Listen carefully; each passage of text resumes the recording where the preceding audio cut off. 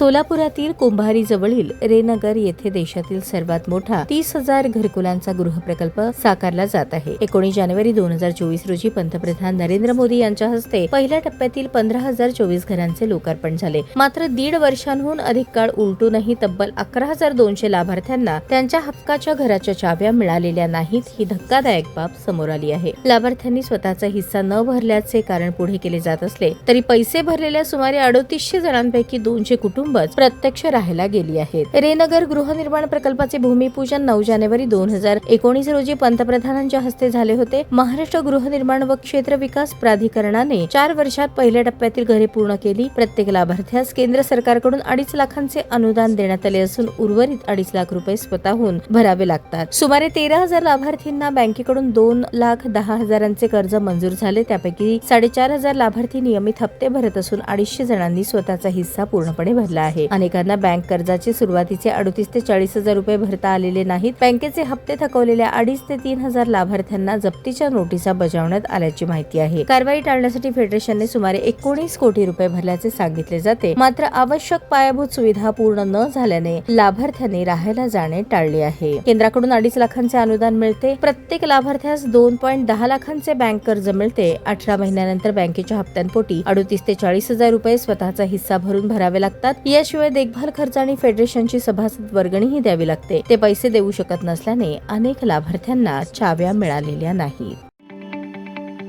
ताज्या बातम्या पाहण्यासाठी प्राईम महाराष्ट्र न्यूज चॅनलला सबस्क्राईब करा।